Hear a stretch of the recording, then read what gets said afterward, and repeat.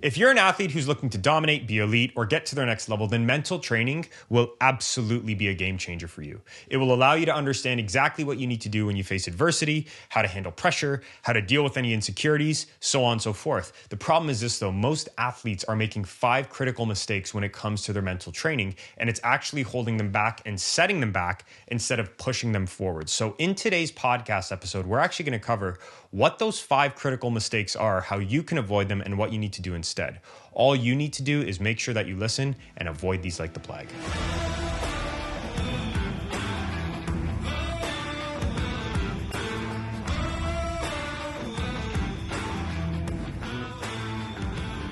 Difference makers, welcome back to this podcast. Hosts Matt and Chris Calderoni live here in the podcast studio. Super excited to cover this one because this is something that we've really been excited about and kind of just something we wanted to bust some myths on, right? Well, yeah, even something that a lot of people, not a lot of people, a lot of our athletes that we've noticed anyways, they come to us with these things, right? So hopefully if we were thinking about, okay, what did all these guys and girls talk about?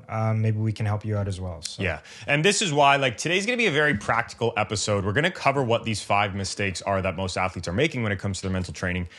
However, I want to say this before we dive into any of them. Chances are you have or are making one or all of these mistakes. And if you are, that's totally fine. This episode will be a guide for you to tweak how to be better with this, how to just kind of get through this, and how to get the most out of your mental training, because it's a bit of a gray area. So yeah, I was going to say, maybe not even experiencing them currently, maybe at some point in the past, or it comes up during the season. Every once in a while, things change, right? And they, you'll see as we get into them, but they're fairly easy traps to fall into. Yes. Right? Yes. So if you go through them during the season, this might even be able to help you out as well. So yeah. So let's talk about it. Mistake, I should say, number 1, it's following the mental routines of other athletes or influencers on the internet, right? So this was a trap that I'll admit first and foremost, when I used to play soccer and I was a goalkeeper and I was going through my own ranks and my own process, this was the top mistake I made. Well, it's an easy one to fall into. It is. Right? Because you're bombarded with everything. You want to be like the people that you look up to. Of course. Right? And especially when you're younger, you want to think, okay, what's my idol doing? Maybe if it's working for them, it's going to work for me. And even some people that are just completely obsessed with that individual, try to get into the morning routine that they do, or what is it, eating a dark chocolate before you get onto the field or whatever, right? Well, even this too, I think, and don't get me wrong, because we preach this, right? We preach modeling and mirroring and matching those who are already at an elite level. Yeah, but there's a way to do it. That's exactly what I was going to cover. So this common mistake is, and the biggest thing that we see, let's say with athletes who, the guilty thing for me was I used to think Kobe Bryant was the master of mental toughness, right? Or Michael Jordan. And then I would go and study what these guys would do. And I see that Kobe Bryant was sleeping 4 hours. And there was a time that I was doing that, right? Because it's he wanted his edge. He would train 3 times a day and that brought him confidence. So I started doing that. And within I pushed through it for about 2 weeks and I absolutely burned out after that. Well, right. What's interesting was, have you seen the Simone Biles I've heard about it. I've heard quite a few athletes mention it. So I checked out 2 things, or I think it's only 2 episodes. Yeah. I was watching it last night, and they were. She's a gymnast. For anyone that doesn't know, Simone Biles, she's a top freak when it comes to. She's like a Michael Phelps, kind of thing. For anybody that doesn't remember, she was the athlete that pulled out in the last. So Olympics. It goes into that, and it's all about mental health and how she got something called the twisties. So I think in golf it's called the yips. There's a bunch of different, you black out in sports, whatever, whenever you lose it, right? So she goes through that story, but there's a part of it, and we were watching it last night, that they were talking about gymnasts in the 80s. And so what happens when, in the yips in golf, it's a little bit different, right? You can hurt yourself, but when you're a gymnast and you're running at a vault and you are starting to question everything that you're about to do, you can kill yourself. You can become paralyzed, right? So anyways, we were watching it, and some of these girls and gymnasts in the 80s, they might have went through injury, went through a coach yelling at them, and they're just teenagers, right? And it's like, man, people before, like Kobe Bryant, for example, because you were talking about him. Yep. They grew up during that time.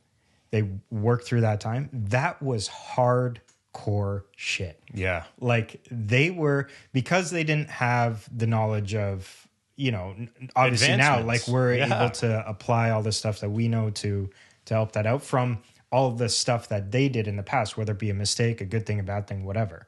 But they were insane back then. Yes. And it was so cool to see like just the stuff that they worked through. And they did it. And then that's why they complain now. It's like, you guys are soft now. Yeah. Where it's like, or are we more advanced?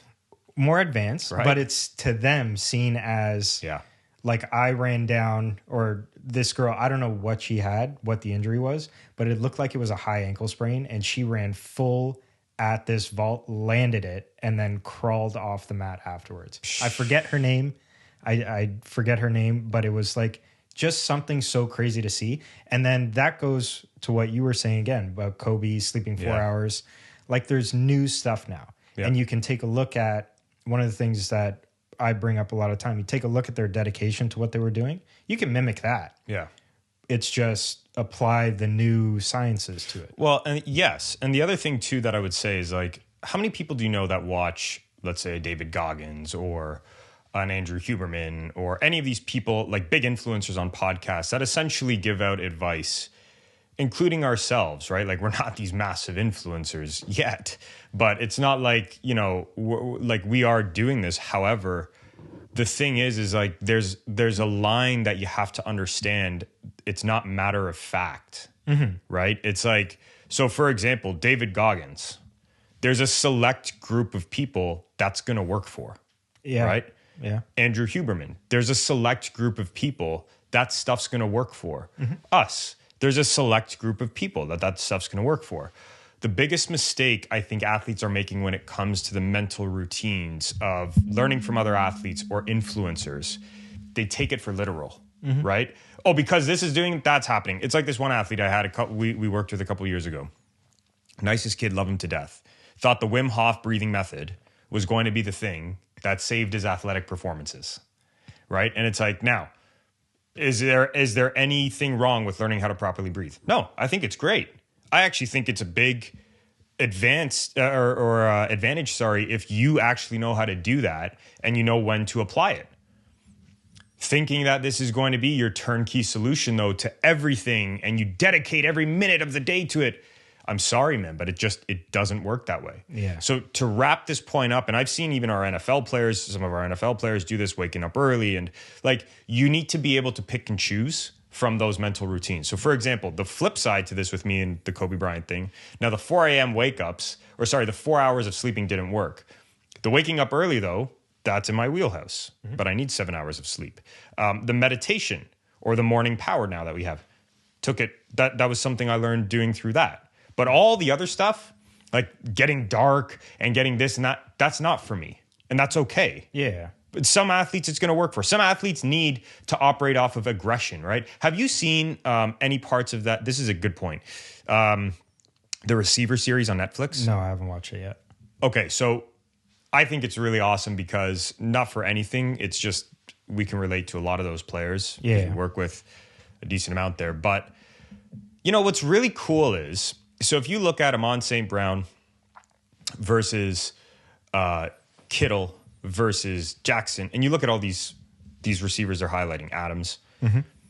So Kittle, his mental routine, or part of his mental routine, he is absolutely having fun on the rep in front of him, right? But he's genuinely having fun. Like, he's aggressive, and that's how his aggression comes out. He's trying to beat the guy in front of him, and then after the rep, it shows on the film, he's laughing at them, right? That works for him.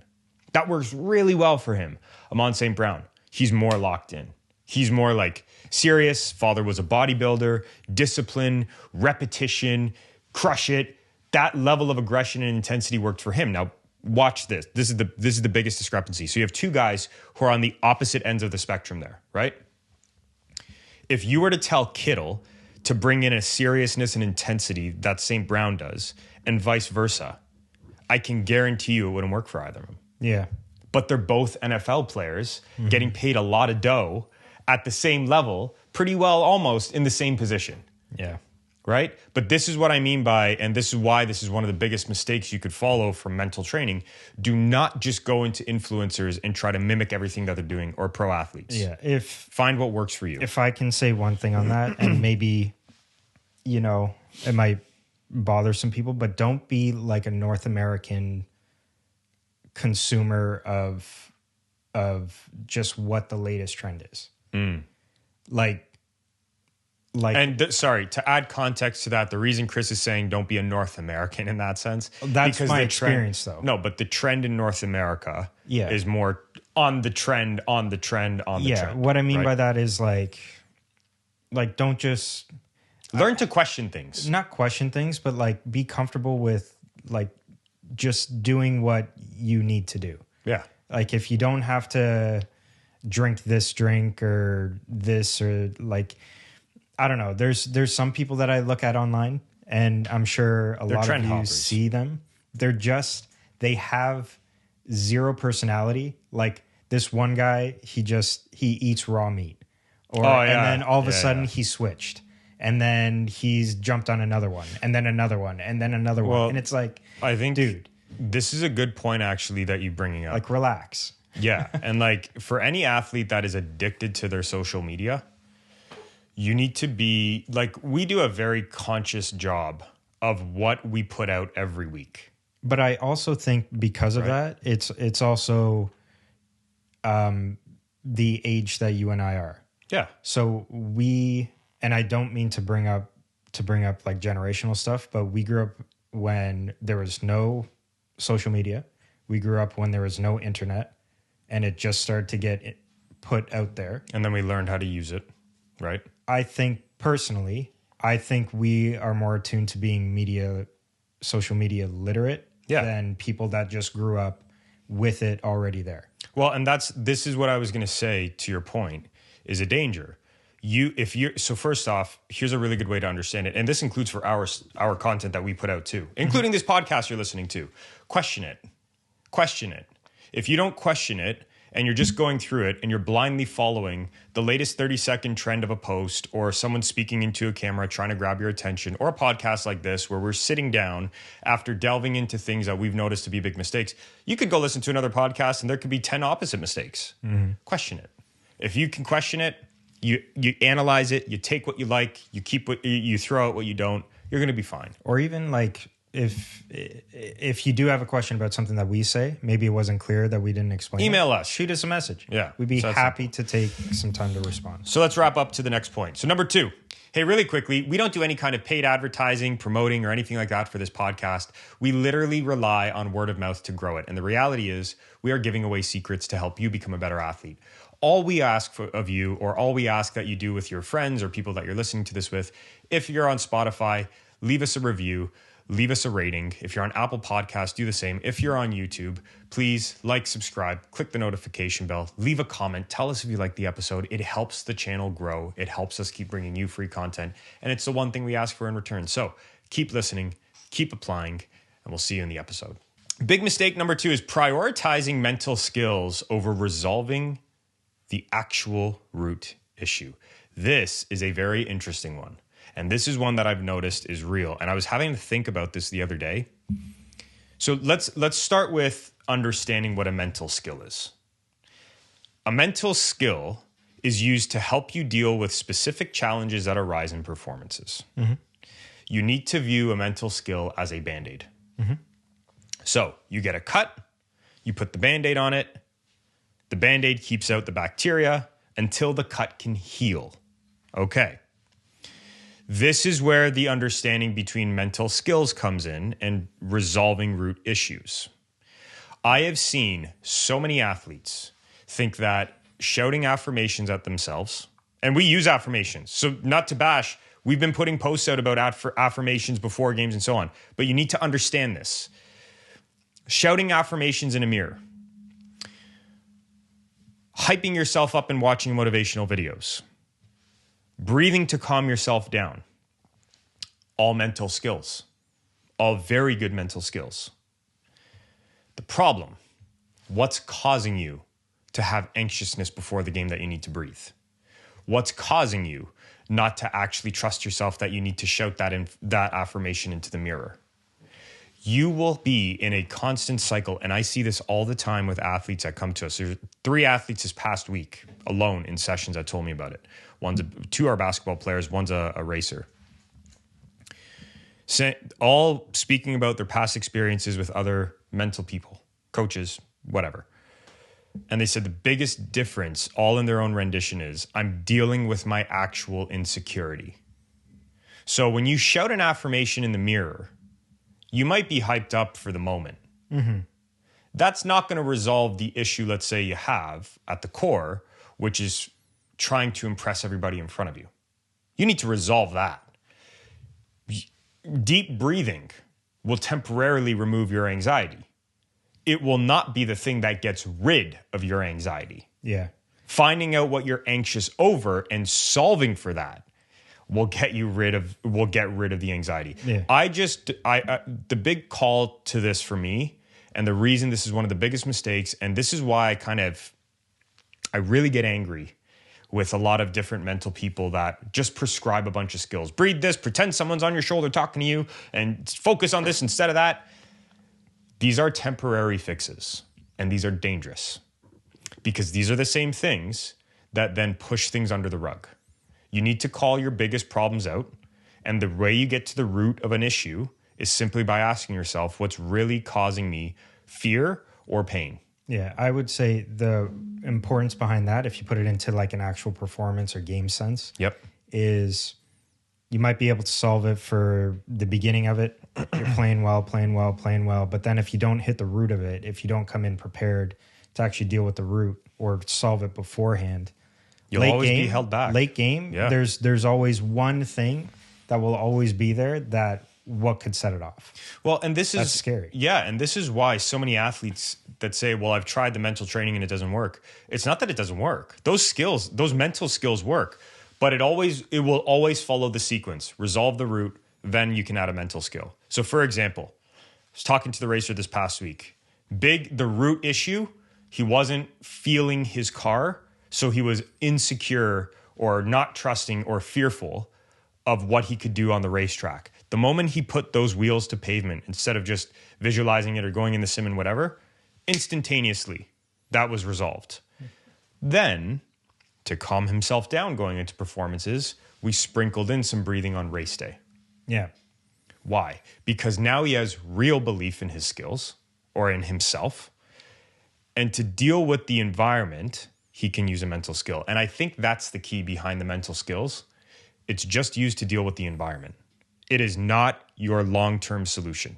Because if you think that the actual way to deal with, let's say, anxiety, your performance anxiety, is to just breathe through it every time it happens, you are going to live a life of absolute hell. You know, that actually makes a lot of sense because I was talking to someone yesterday and it was like, throughout the year, maybe we have to add stuff on to your system. You will. Maybe we have to then, maybe for that month it works really well, but then we have to refine it the next month. And then maybe the following month after that, maybe we got to change it up a little bit. So like you said, the mental skills should be interchangeable for the situation, the current environment or situation. Absolutely. But and this is why I was talking to an NBA player who's currently prepping for the Olympics. Okay. And he goes, man, it's been hectic. It's been tough. I'll be honest. It's been tough to get down a session because their schedules are always changing. But we have the pocket coach. We put all of them in, and we have the routines in there. We have their systems. He goes, the thing I'm the most thankful for though, is that I have all these systems in place. So whenever we have a session, it's like it's a bonus right now.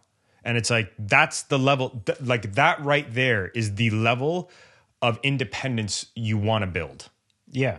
Right? Because it's like, no one should ever need a coach like us for this stuff. You should only ever use this as a guiding way to get there.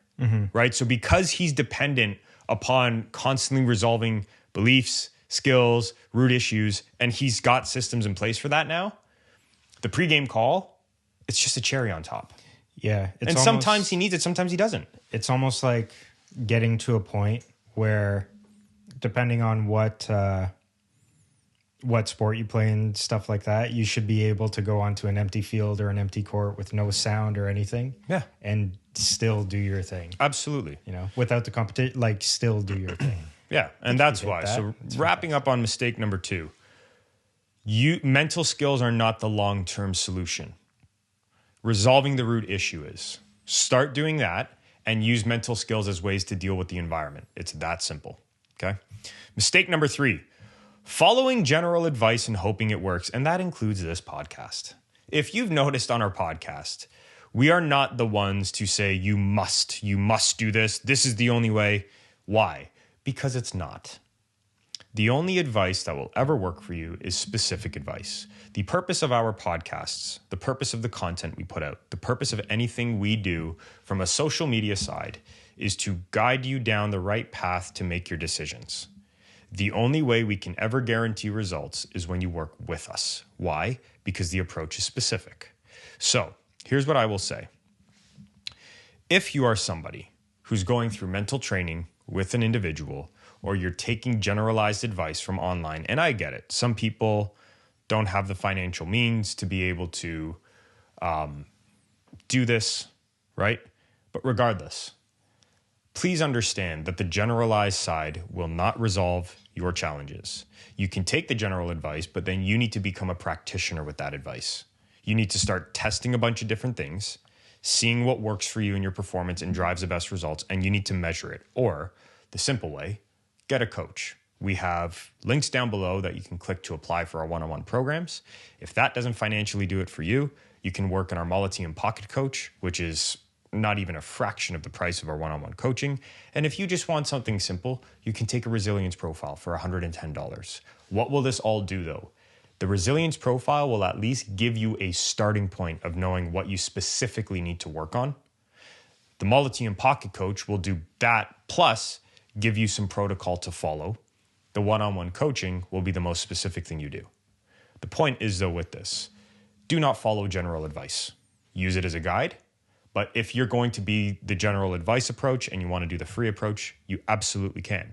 But you need to do what I did not do as an athlete, which was become a practitioner of these things, right? Do you have anything to add to that? No, it sounds like a good deal. Very simple, right? So going into that, mistake number 4, not having specific sets and reps for this stuff. This is another important one. And this is one that, again, in the mental training industry, unfortunately, a lot of people get away with, right? And the problem with this is, A, you can burn out if you do this stuff too much. B, just like in the gym, this stuff needs sets and reps. Well, it even not only sets and reps, but it needs a time limit. It's like, you know, shooting pucks for 5 hours or going to the field and doing drills for 5 hours, but it's all half-assed. Like if you don't have that time limit of get this done here or get this amount of stuff done here, you're going to be running and doing so much that you don't actually need to do.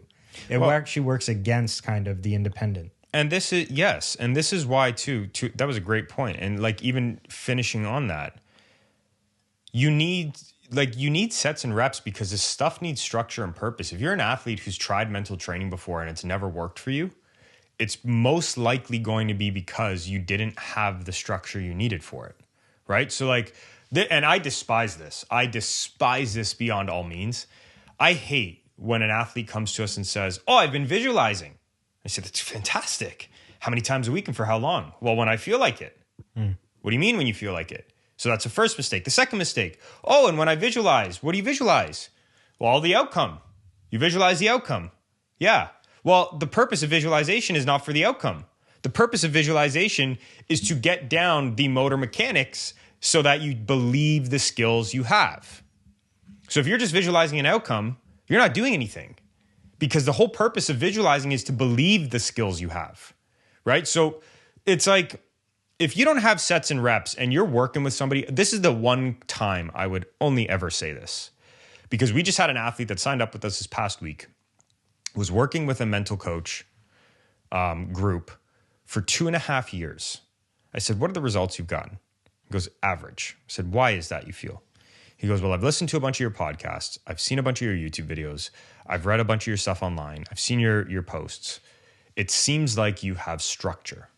I said, that's all we have, our sets, reps, and specificity. He goes, that is what I was missing. I said, tell me about it. He goes, I would finish a session and I would get told, you should visualize 3 times this week. And then we would work through what skill or issue I was having on the court.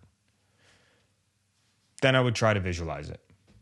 And then I would be off on my merry way, being given a YouTube video to follow.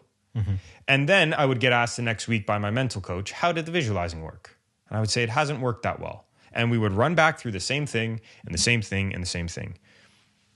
This is ludicrous to me, because this is where I will even hit on people in the industry, because I know that there are sports psych and life coaches and people like that tune into our show.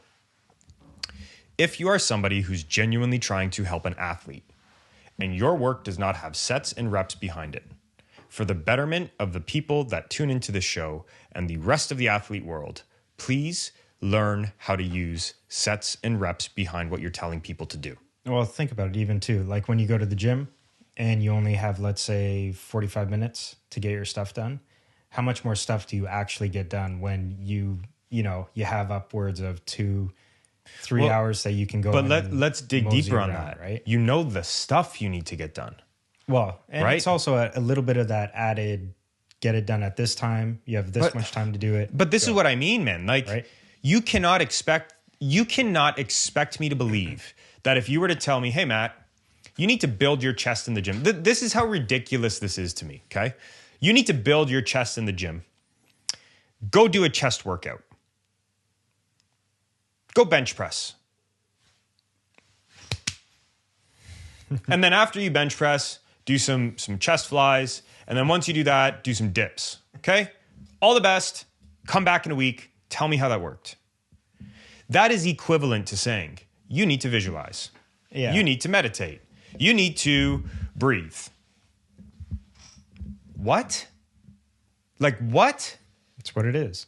What about how many sets? How many reps? What's my volume? How many times do I need to go slow for 4 seconds and explode up? What do I need to do? Do you need me to use unilateral training, or am I doing 2-legged squats?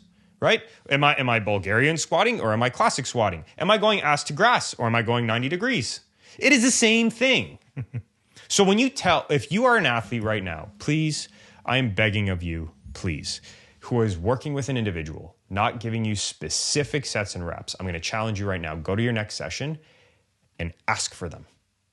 If they can't give you them, find a new coach. And this is not a call to come work with us. If you want to, by all means. I'm saying for the betterment of your performance, do not make the mistake of doing this stuff without sets and reps. Do you have anything to add to that? Nope. Last mistake, number 5, trying to use a bunch of mental skills at once, or influencer advice, or podcasts like this. Here's my call for you. Pick one thing. We have something that we follow here in a 14-day rule, we call it, right? One skill, 14 days, then you can learn another. Mm-hmm. We do not, even in our programs, we do not teach more than 2 resilience skills, per month.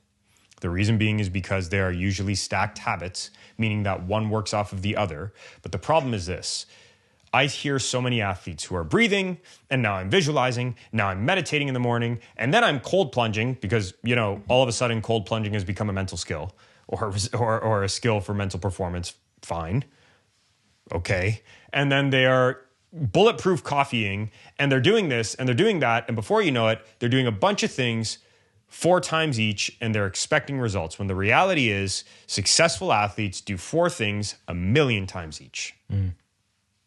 Right? The goal is not to do as many of these mental trainings as you possibly can. The goal is not to have a meditation you do, then a breathing meditation that you do, then a pre-performance meditation you do, then a visualization you do. Oh my God, man. Like, your goal is not to become good at mental training. Your goal is to get control of your mind. Yeah. And that's where what I said before, that North American, consume. You don't need to do that. Like, you can get them for good ideas, and then maybe you have a massive list. And that's what I was talking about, is just refine. Maybe you have to refine for that month. Yeah. Because like if you want to get good at your sport, like think of all the physical skills that you're currently doing. You're probably only maybe you've mastered 2 or 3 of them that are like your style of play. But you don't have all of them. No. You know? You know what? And you don't need all of them. And see, here's the thing. I'll challenge anybody who tunes into this stuff. If you actually go listen to this episode and then you go listen to maybe like 4 more in the past, you go check out our social media, you go check out our YouTube, you will see we only focus on a core set of principles that we really do this stuff around. We might say it in 50 different ways, but if you really listen to what we're saying, there's only a set of core abiding principles we follow in this, which is why we get the best results possible, right? We're not trying to layer you with a bunch of different mental tactics and tools. Why? Because they don't work. This stuff, like training in the gym, is always going to be simple. Mm-hmm. Right? It has to be 1 + 1 = 2. It is. It's too much. It's like there's a certain set of things that I've seen drastically work for people. 1, resolving limiting beliefs. 2, visualizing. 3, you know what I'm saying? Mm-hmm. It's like there's core principles, core methodologies, just like core competencies that work in this stuff. And if you have somebody who's trying to dress this up in 20 different ways, like the jersey behind me, I'll keep pointing to it. The NBA All-Star only does 3 specific things that he needs. My job is to make sure we are constantly addressing those 3 things for the current situations he's feeling and he's getting into. But I'm not teaching Lauri Markkanen 50 different mental skills. Why? Number 1, he's a busy NBA player. So guess what? He's not going to use them. Mm-hmm. Number 2, he doesn't need them because they're not specific to him. Number 3, there's a couple things that work for him. Why change it when it works? And here's the other thing I'm going to put out to any athlete who's like, well, the mental thing gets a little boring sometimes. If you're getting results and it's boring, hammer that home. Yeah. That's how you scale, man. That's how you get to the next level, right? It's like, you don't need to change it because it's not sexy. Sometimes it's like me. Do I love the process behind writing these podcast episodes sometimes? No. It's not like I look forward to every single time. Ooh, I can't wait to write a podcast, right? Some days I do. Some days I'm not freaking motivated. But guess what? It's the discipline to just stick to it because I know it drives results. Not just for me, but for you, right? For anybody tuning in. And it's like, you have to look at your mental training that way, where you don't need to use a bunch of different mental skills at once. I'm going to put a call out there for anybody. Like if you're over 2 skills a month, and I mean like really mastering that because you know you need it, I'm going to call you to drop all the other ones. Find the 2 that really work for you and drop everything else. Yeah. Because it won't work. It just won't. And it won't be the thing that helps you. And it'll just be a frustration, a cycle of frustration that pisses you off. Yeah. And then when you get into that, then it's, oh, this isn't working for me. It's like even when you're trying a new technique in a skill. Yeah. Like if it's not working for me, but you know you need to do it to innovate what you're currently doing. And hey, it's tough, man. And to Chris's point, like we're not putting the blame on you, funny enough. No. Because as an athlete, you don't know this stuff. Where I'm actually getting frustrated a lot of the time, and I will put it right out there and I have no problem saying this, I get frustrated with this industry. Right? Because a lot of times it's gray area and it's hard. I get it because I was the one that went through that as an athlete when I was playing. I had 7 different coaches I tried for the mental side, real coaches, signed up coaches that I tried in my career. And none of them were able to practically give me what I wanted. Hence why we started Molliteum, or at the time, Mind Body Fusion. Right? Yeah. That's a way back playback. But my point is like, this isn't your fault. But these 5 mistakes, you need to avoid them like the plague. So, quick recap. Mistake number 1 you need to avoid. Don't just blindly follow the mental routines of other athletes or influencers. If you're going to do that, look at what they do, become a practitioner, see if it works for you. Number 2, and what doesn't, throw it out. Keep what does. Number 2, stop prioritizing mental skills over resolving the root issue. You can breathe through as many things as you want, but the reality is, unless you resolve what's causing the anxiety, you will always be in a state of having to constantly make up for that. Stop doing that. Mental skills are the cherry on top. Resolve first, mental skills second. Third, following general advice and hoping that it works. Stop making this mistake. You need specificity. If you don't have specificity, it won't work. Find specificity in it, including our own podcasts. See what's specific for you. Mistake number 4 to avoid, not having specific sets and reps with this stuff. If you are just training this mental skills to train this mental skills or mental work or whatever you want to call it, it is going to drive you down a hole of burnout and a rabbit hole that's you're never going to get out of. You need sets and reps. If you don't have it, find someone that can give it to you. Mistake number 5 to avoid, and the last one, trying to apply a bunch of these mental skills all at once. Stop doing that. You don't need to do that. You need to find 1 or 2 things, master it because it works for you and it's specific to you, and go from there. Now, if you need some help with this, apply for our one-on-one coaching program. It's down below. We take on 2 athletes per week or 8 total per month for the month that we're currently in. We do this so that we can make sure quality stays high and we have the right amount of coaches to work with the right amount of players. But the point is, we guarantee results. You start in a 12-week program. If it works for you, fantastic. We offer you an extension. But just because you apply, it doesn't mean you're going to work with us. It's that simple. We take every athlete seriously. We guarantee results with every athlete that we work with, but it's only because we find it's a good fit. So if you want some help with this stuff, apply down below, and we'll see you in the next one.